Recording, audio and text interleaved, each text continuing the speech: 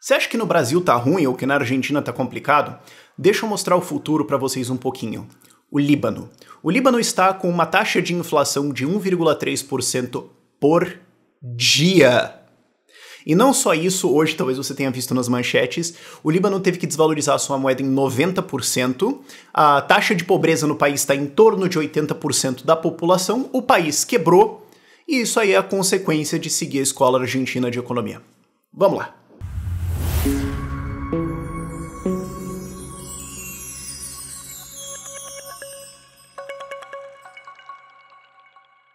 Esse vídeo aqui é mais ou menos uma atualização do vídeo que eu fiz em setembro ou outubro do ano passado, que era sobre como pessoas estavam assaltando bancos no Líbano para pegar o seu próprio dinheiro de volta. Isso aqui é um assalto, me dá o meu dinheiro. Isso é o... Vamos lá. O que está acontecendo? Talvez você tenha visto nas manchetes hoje, o Líbano desvalorizou a sua moeda em 90%. Isso foi feito hoje, 1º de fevereiro. Eu tô falando 1º de fevereiro porque, assim, provavelmente se você tá vendo esse vídeo daqui a alguns dias, provavelmente já tá diferente o valor, coisas mudaram, ok? Então, isso é como se o real passasse de 5,20 reais por dólar, agora deve estar por aí, para 52 reais amanhã. É isso que está acontecendo lá. É um pouquinho mais complicado que isso, mas só para você ter uma noção do tamanho do problema. O país não só faliu e explodiu, como você pode lembrar da notícia lá do Porto, mas agora ele está numa crise de inflação e numa crise monetária gigantescas. Por que isso aconteceu? Porque, como eu falei na abertura, o Líbano seguiu a escola argentina de economia. Isso aqui é importante de entender, porque sempre tem a galera que vai vir com a desculpinha. Mas o Líbano teve uma guerra civil. Ruanda teve uma guerra civil. Ruanda é um país desse tamanico aqui também parecido com o Líbano, que está no meio da África, não tem acesso ao mar, não tem bons parceiros comerciais, não tem nada. Nos anos 90 teve uma guerra civil que foi um genocídio gigantesco. Hutus e Tutsis, lembra disso? Então, foi lá. O país tinha 8 milhões de habitantes, 1 milhão foi genocidado e 2 milhões fugiram como refugiados para outros países. Então, de cada 8 pessoas, 3 ou morreram ou tiveram que sair correndo. Logo depois disso, o Ruanda, depois que fez a paz, depois que resolveu tudo, implementou reformas de livre mercado, hoje é um dos países mais livres da África, e está crescendo aí entre 5% a 13% ao ano, exceto por 3 anos desde o fim da guerra nos anos 90, e desses 3 anos, um foi 2020, que foi a pandemia. Então assim, a guerra civil morreu um monte de gente. Desculpa, não é desculpa. Coreia do Sul deu muito certo. Coreia do Norte não tem um problema de obesidade. Você pode dizer, sempre tem um lado bom. Eles conseguiram vencer a obesidade lá.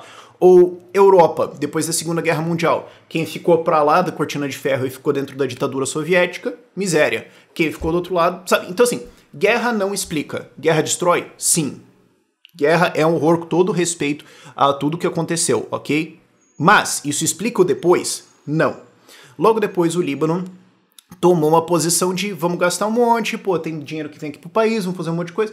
Vamos fazer o seguinte, vamos reconstruir o país, o governo vai editar isso, o governo vai ajudar a desenvolver, vai ser o indutor do país, déficits não importam, pode armar uma gigantesca dívida aí, quer dizer, eles já estavam numa gigantesca dívida pós-guerra.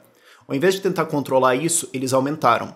Hoje a dívida do Líbano é em torno de 180% do PIB. A do Brasil tá assustando e tá ao redor de 80%. Eles estão em mais do que o dobro. A meta foi dobrada e ainda deu uma completada no álcool ali no negócio. E isso já estava degradando a economia desde a Guerra Civil pra cá. Teve um período de boom ali, que é aquela ilusão estilo que a gente teve no voo de galinha da Dilma, mas já tinha problemas antes.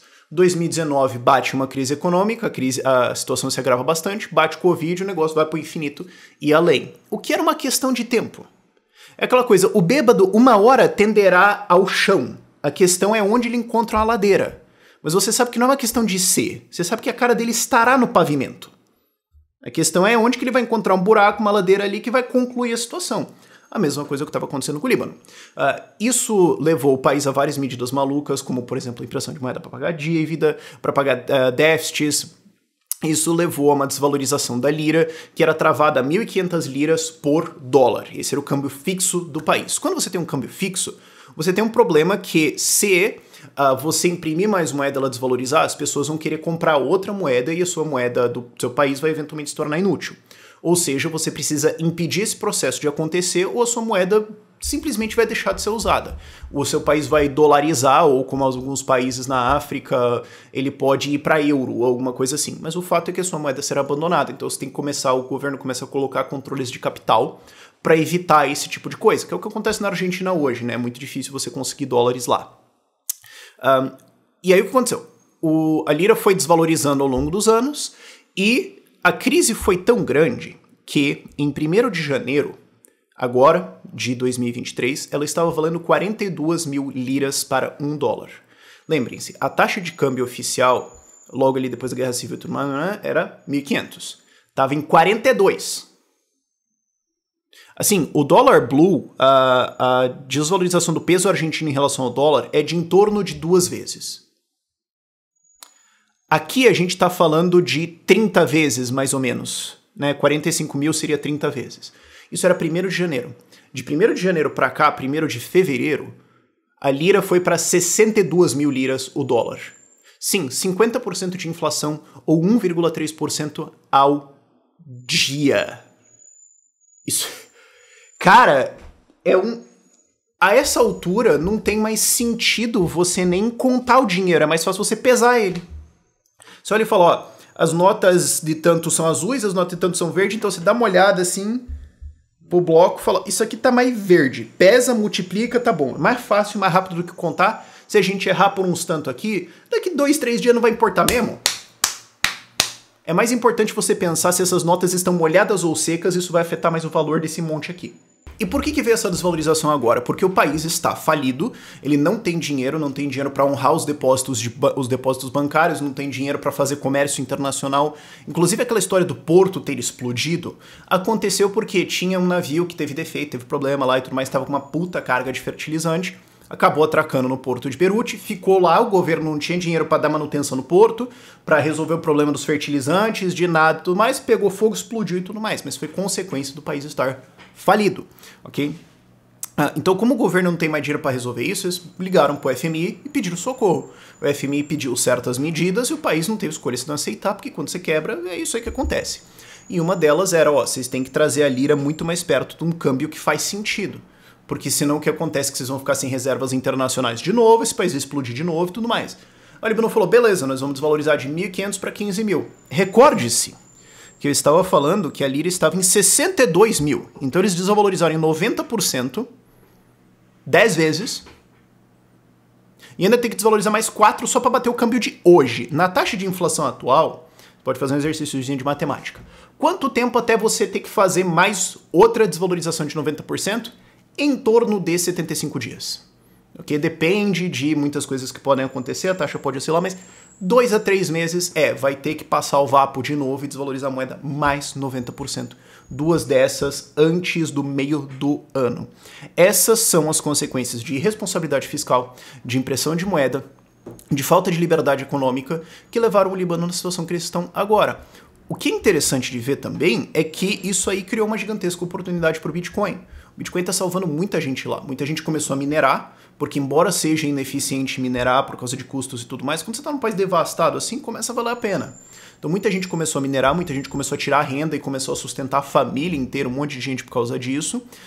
E a adoção de cripto está crescendo muito, porque você pode ter uma moeda que segura valor. Ah, mas Bitcoin oscila 1,3% ao dia, em média?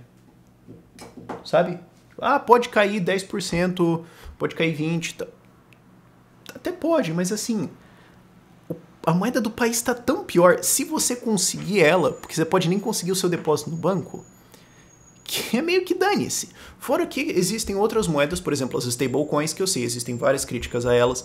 O vídeo não é sobre isso, mas existem stablecoins que são uma moeda digital, uma criptomoeda que é feita para valer $1.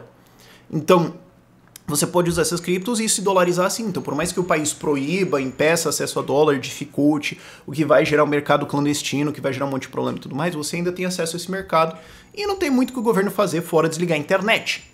Então, isso ajudou muita gente a se salvar lá. Então, assim, é interessante como você consegue ver esse processo acontecendo ao vivo. De uma moeda virando lixo, então outra sendo adotada. Se o Estado vai lá e coloca uma barreira, seja em dólares ou euros, ou seja lá o que for, vem criptos e resolvem isso. Então, É o aspecto humanitário de Bitcoin aí que é o importante de pessoas entenderem como isso aí é uma proteção para você. E isso é importante de entender quando você tem um vizinho que é a Argentina, que tá com a situação que tá e agora nós vamos bancar isso, com um vizinho como a Venezuela, quando você vê o Fernandes lá falando que a inflação está na cabeça das pessoas, e você vê o Lula falando que a Argentina terminou o ano 2022 numa boa situação econômica. Quando você vê esse tipo de cenário, você vê que existe um míssil vindo na sua cara, é bom você começar a entender o que pode ser feito para sua defesa. Então é bom você começar a estudar criptomoedas. Eu sempre coloco um livro de recomendação na descrição, que é o Padrão Bitcoin de Sophie Donamus. Eu recomendo que você leia em inglês, mas tem a tradução para o português, você que sabe. Se você quiser comprar Bitcoin, é na Bitpreço, é uma exchange brasileira aqui, que na verdade acessa várias outras exchanges. É tipo uma Decolar, ok? Então eles garantem que você, se você fizer uma compra, você vai conseguir a melhor liquidez do mercado. Por definição, não existe outro lugar melhor para comprar. Então o link deles vai estar aqui na descrição também. É importante entender isso e é importante ficar essa lição para o Brasil.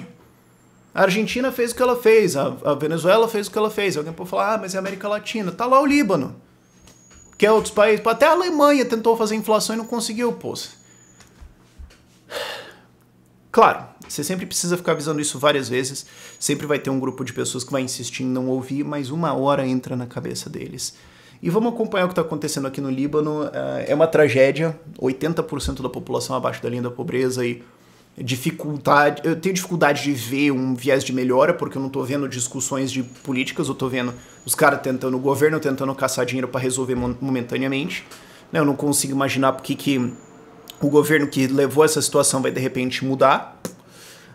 É triste ver essa situação e é triste ver um país que, pô, tem uma história de comércio gigantesca, que é um dos berços da humanidade, ir por um caminho desses e se perder. Mas bom, fica aí o aviso, né? Nunca é tarde demais e não importa a sua história, nunca é tarde demais pra você enterrar tudo e virar uma Argentina da vida.